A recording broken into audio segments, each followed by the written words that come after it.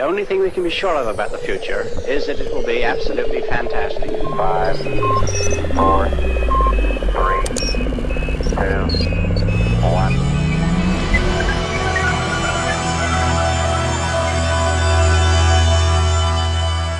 Everybody. I'm joined today by my colleague, my co-director of the Arthur C. Clarke Center for Human Imagination, Dr. Erik Viirre, MD, PhD, who is with us. Where are you today, Dr.? I'm in Denver, Colorado today. Ah, the Mile High City. So I thought we'd share some of your very intimate recollections of the time that you spent as Dr. Professor Stephen Hawking's doctor. And this was a very interesting event that took place over a decade ago. And what strikes me is of course, we're commemorating the passing today, which is March 14th, which is also sometimes known as Pi Day, for the 3.14 first three digits of the famous irrational number pi plays such an important role in physics and mathematics, and also important to the work of Stephen Hawking. And not only that, was also the date that Albert Einstein was born. And today I'm very interested to share some of these recollections that you had working with him, both professionally in your service with him. You actually wrote a scientific paper based on this experience, which is a once-in-a-lifetime experience. And I think I'm so tickled by this because, of course, Professor Hawking spent so much of his life and professional career thinking about gravity and the mystery of gravity, and really not ever fully comprehending it as no one perhaps ever will be able to. But he got as close, as some say, as Albert Einstein, who, as I mentioned, was born on this day more than a century ago. So he's sort of Hawking has this reputation for being a larger than life character in many ways. And I think that reputation in most cases is not deserved, but in his case it was deserved, and more so. And that's another thing he shares with Albert Einstein, that his reputation among physicists was equal or greater than his reputation in the popular culture. So it's particularly fitting for us as the co-directors of the Arthur C. Clarke Center for Human Imagination at UC San Diego to commemorate his life and really to reflect on his career, including the most recent award that he won was also the Arthur C. Clarke Award for Lifetime Achievement. That was just last December, only a few months ago. I think that was his last major award. Is that correct? I believe so, yeah. So we're going to provide a link in the show notes to his citation and acceptance speech. But during it, he did say it is no small task to be judged as having met with what would have been Arthur's expectations for intellectual rigor, powered by imagination, insatiable curiosity, and concern for our planet and its inhabitants. And this is, just such a perfect encapsulation of everything that we try to do here at the Arthur C. Clarke Center for Human Imagination. So clearly he's going to be missed by people around the world, outpouring of grief and remembrances from professionals far and wide, and from lay people far and wide. So I want to go back to that date in 2007, in April, when you got a chance to explore the nether regions of the Earth's gravitational field with Stephen Hawking. What was that like? How did that come to occur, such a remarkable experience? Well, thanks so much for setting this up, Brian, and giving me a chance to speak about it. It was one of the greatest experiences of my life to be able to meet Stephen Hawking and explore gravity with him, go into weightlessness with him, probably the only time he ever did in his life. And so, as I like to say, I was his doctor for 4 minutes, but 4 minutes of weightlessness. Right. And this came about because of a great opportunity presented to me by my friend Peter Diamandis, who was the founder of Zero G Corporation, among many other institutions. And Zero G's product is weightlessness. And Peter asked me, as I had helped him set up the procedures for people to experience weightlessness for the company, to lead up a medical team to take Stephen into weightlessness. And we had just a fantastic group that came together to put our plan in place. And that was NASA flight surgeon Jim Vanderploeg, who served so many space shuttle flight crews, and Stephen's physicians, Ian McKenzie and Edmund Chilvers. And so this team came together, and we followed up on the plan that the Zero G Corporation people put together for us to bring Stephen into weightlessness. So we had several days of activity around that. And the day before we had the actual flight with Stephen, we had a practice flight. And we worked on our procedures, worked on the emergencies, set up all the equipment, and made sure that we could get the picture, because of course getting the picture was the major goal of the events. That everything's a photo op, right? That's right. So we had to get the picture. And that was the primary one. And so we worked on and practiced on that. And then that night, Stephen gave a lecture for all of us called His Life in Physics. And of course, we got to hear the voice. Of course, you hear that voice all over the place now. It was funny, I was in a parking garage and the machine was speaking to me, and it was Stephen Hawking's voice. Stephen Hawking was giving me my parking. Iconic. Yeah, so that very recognizable voice gave us a lecture and about his experiences in physics.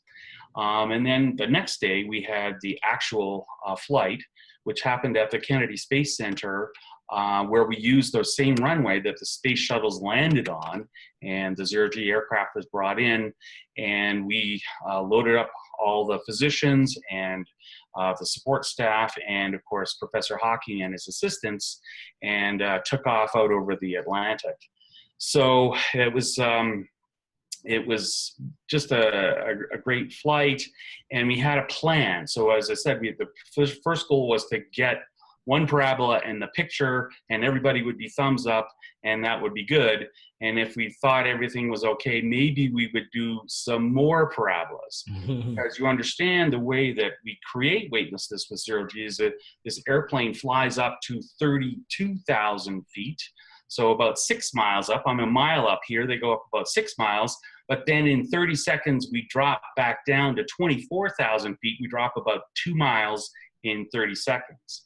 And during that time, we have the experience of weightlessness. So we're passing through Earth's gravity fields at just the same speed as gravity is pulling down on us. And we experience weightlessness just as if you were in Earth orbit or out away from the Earth.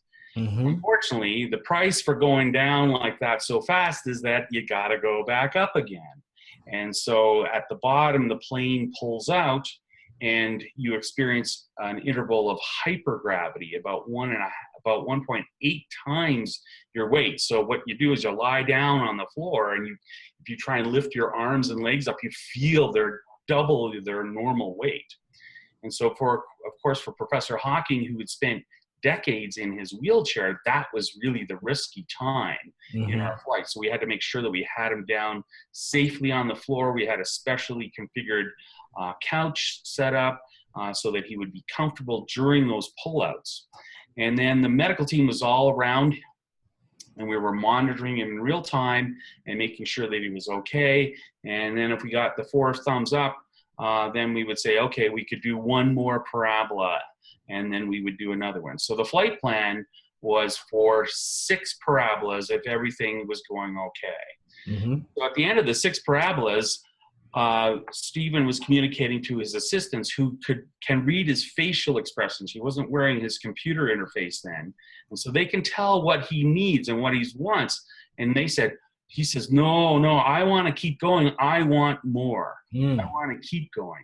So we actually put on 2 extra parabolas for him because he was having such a great time.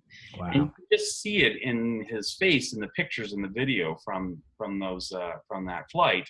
He just has a great big grin on his face, and he was having a ball. And so often we remember with his that posture that he had in the wheelchair with his head turned, but he has his glasses off and a big grin on his face, and he just had a fantastic time. Did you guys have any other ways of commemorating the event that that you came up with in the flight, whether to monitor him or maybe just for fun? Right. Well, we did monitor him, and that's what our medical team were doing. But I had one extra special job that came up sort of ad hoc.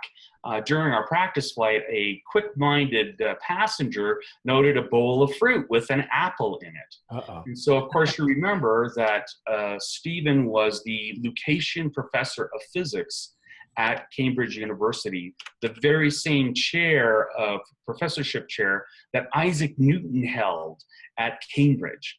And so, of course, we thought, this passenger thought, hey, we got to have Newton's apple. But of course, instead of falling on his head in weightlessness, it would just float. Wow. That's so luckily, because I was part of the medical team and just right there immediately beside Stephen, I got volunteered to release the apple into the shot, so it would be floating during weightlessness. Mm-hmm. Some of those pictures, and in fact, in the picture behind me, you can see it on the floor of the aircraft. Right. The apple is floating there, so that's our tribute. The weightless apple is for Stephen Hawking, outdoing Isaac Newton with the apple falling on his head. Right, a vantage point. That's right. So Isaac that was a super fun little extra that we came up that somebody came up with on the spot, and really just made that such another little special event. But it wasn't all fun and games, was it? There was a serious medical aspect of the flight as well. Well, absolutely. So, as I said, Professor Hawking has had ALS, Lou Gehrig's disease, amyotrophic lateral sclerosis. So this was the disease that weakened his muscles so much that he could barely move and essentially was sitting in a wheelchair or in bed for about 50 years, which is kind of unbelievable, you know, as a physician in the Department of Neurology, we just see so many amazing people who persevere through these unbelievable experiences, and he was absolutely one of them. So we had to take care of him and his precious, fragile body and make sure that he was safe. And so we were all kind of holding our breath and came through our 8 parabolas and landed back at the Kennedy Space Center where the shuttles landed, and we were good. So we started breathing again when we got back. Right. That's right. So then what happened was they had a bus that took us over to the press conference, and literally he wrote the words of his speech while he was on the bus. So they put on the glasses that he had with the special detector of his eye movements, right, and that links to his computer. And he, through moving his eyes and cheeks, he moves lines down and then columns across, and we'll pick words. Now, Brian, you're a book author, and we're very excited for your book that's coming out soon. You wrote a book with a word processor and typing, probably 100 words a minute. Can you imagine this guy writing physics books, moving his eyes? Equations and painstaking. Stunning kinds of stuff. In fact, that was a fun little story that he mentioned in his talk the night before, because of his limited ability to write words. Of course, he did so many things in his mind, including physics equations. And he was telling us that in his talk that he was at a party one time and he was kind of hunched over and his wife was looking at him and she says, "You're doing physics, aren't you? You're not even paying attention to this party." Grin on his face. So he does all this stuff in his mind and then brings it out on the computer. Wow. So I got to watch him create his speech, and the first 3 words that he selected were, "It was amazing." Wow. And so I was sitting behind him and I just got to watch this, and then we brought him to the reporters, and he had this whole speech that he made about what it was like to experience weightlessness. Wow. So as I said, just an incredible privilege that I was so lucky to be a part of, to be invited to explore gravity with him. And then just in a couple of closing comments from the flight and your recollection of it. So in addition to the experience for him personally, he was also not only a great promoter of science among those of us who practice science as our profession, but also for the popular understanding of science. And I wonder if you could talk about the outcome of the research component of the flight that you took with him, that you published in The Lancet, which is arguably one of the most prestigious medical journals in the world. Right. So, so our little team came together and we were able to talk about the various medical regimes and what we were monitoring. And the amazing thing that we found was that his breathing capacity was really unimpaired by being on board the plane, which of course flies with a reduced pressure altitude. As you know, as a pilot, the plane isn't as pressurized as down at sea level, but he was breathing comfortably and beautifully and maintaining his oxygen levels and not allowing carbon dioxide to build up in his body. And we were able to monitor that. And so you remember, I'm the doctor of gravity disease. So remember, my patients are the ones who have problems with gravity because their gravity sensors in their inner ear malfunction. Yep. And so the other thing that happens, of course, in these kinds of things is motion sickness. Imagine being on a roller coaster that is 2 miles high. No thanks. But in fact, it's great fun, and we have a super time. And he had no motion sickness as well. Wow. So we were very lucky. And as I said, he just had a great time and wanted more. Wow. In fact, his ambition was really to go beyond the experience of weightlessness in parabolas to actually fly in orbit. And that was one of the things that he was hoping for in the years as these new companies are coming on board to bring you and I, the general public, up into space. Yeah. So, as part of the long-lasting impact of his life and career on so many, members of the human species, I think the thing that most speaks to many of us is the indomitable spirit that he had, and really as an icon, of the human mind, almost this purely mental entity, and really carved in the pantheon of success in all things intellectual. But he was also, a very staunch advocate for people with disabilities, and of course, one of the most just distinguished scientists that have ever lived. I wonder if you could say anything in closing about his long-term impact on your patients and on young people, older people around the world who suffer with debilitating diseases, and how he inspires and continues to inspire both them and people all around the world. Well, and that's right. So in fact, when he's been asked many times, why would he do such a risky thing to his own fragile body? Right. But of course, he wanted to experience what gravity was like, but equally, he wanted to demonstrate that he could do this, that people with disabilities can do incredible things, and that he had been provided so much. He told us, and as he's told many people, the National Health Service in Britain really gave him his life and all the equipment and support that kept his body going through the Lou Gehrig's disease. And there's been so many people, and we've seen this in the tributes today about him, about people with disabilities who've been inspired to persevere through the tough times to become professors of physics and all kinds of things. And in fact, we even had a fun inspiration where we were able to take 4 children who had never walked, who were paraplegics from birth, and we took them up in 0G and we got them upright, which again was just a signal experience, and that was through the inspiration of Professor Hawking. Wow. So for all of us, all of humanity, he told us we have no excuses.